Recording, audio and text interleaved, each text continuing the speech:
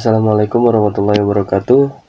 Kami dari kelompok 3 ingin mempresentasikan hasil diskusi kelompok kami. Perkenalkan, saya Zulfadilah selaku moderator dan ada 2 pemateri, yaitu Nida dan Salsa.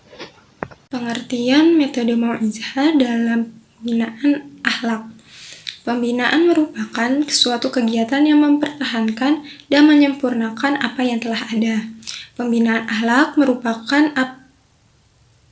tumpuan perhatian utama dalam Islam yang terdapat dalam Quran Surat Al-Qalam ayat 4 yang berbunyi wa innaka la'ala khuluqin azim, sesungguhnya engkau benar-benar berbudi luhur yang agung.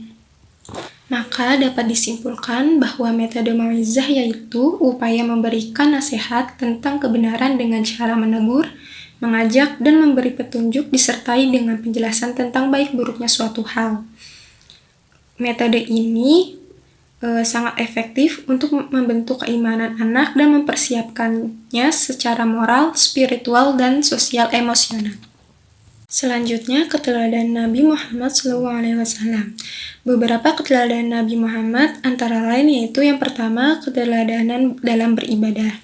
Nabi Muhammad SAW adalah sosok manusia paling sempurna.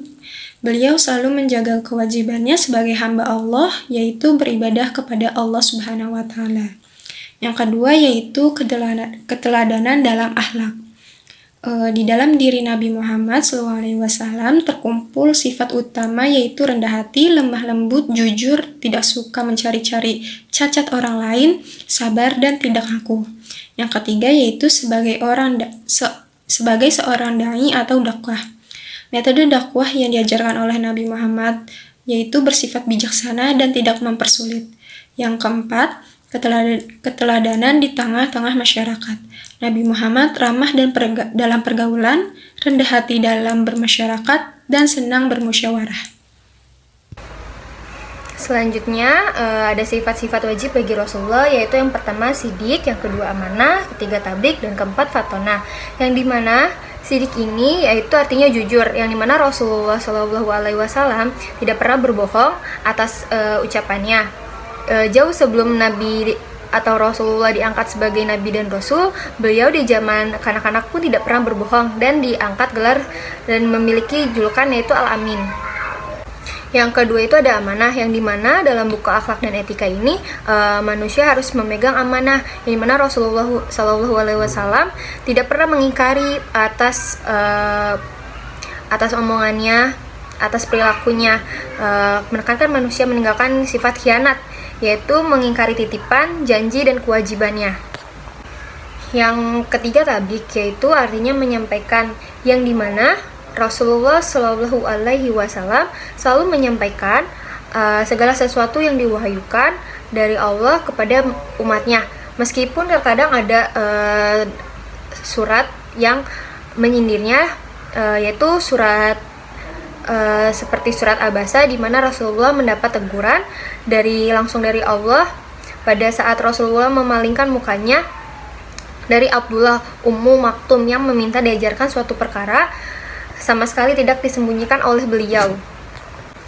Dan yang keempat itu adalah fatonah, yang dimana itu sifat cerdas. Sifat cerdas ini yaitu merupakan salah satu sifat wajib bagi Nabi dan Rasulullah. Karena tanpa kecerdasan mustahil kiranya seorang Nabi dan Rasul mampu menyampaikan wahyu berupa Al-Quran yang sedemikian hingga mencapai 6.236 ayat dan 323.670 huruf tanpa ada yang salah dan keliru sama sekali. Yang terakhir ada sifat-sifat utama bagi Rasulullah, yaitu ada ikhlas, sabar, dan qanaah. Bagi orang yang ikhlas disebut juga sebagai mukhlis. Artinya perkataannya artinya ikhlas, dan perkataan ikhlas ini berasal dari bahasa Arab, merupakan bentuk masdar akhlasa yang artinya memurnikan. Yang kedua itu ada sabar, yang artinya dalam bahasa Indonesia ialah tabah, tangguh dalam menghadapi segala sesuatu. Imam Al-Ghazali mengatakan sabar ialah suatu kondisi mental yang terjadi karena dorongan ajaran agama dalam mengendalikan nafsu. Yang terakhir itu ada qanaah, yang dimana qanaah ini artinya rela, menerima, dan merasa cukup dengan apa yang telah dimiliki. Qanaah bukan berarti kita bermalas-malasan, tidak berusaha dengan sebaik-baiknya. Akan tetapi qanaah ini adalah orang yang selalu giat bekerja dan rela menerima apa yang telah terjadi. Baik, terima kasih kepada pemateri yang sudah membacakan materinya dengan sangat bagus. Sebelumnya saya Zulfadila selaku moderator izin mengakhiri presentasi pada kali ini. Kurang lebihnya mohon maaf. Assalamualaikum warahmatullahi wabarakatuh.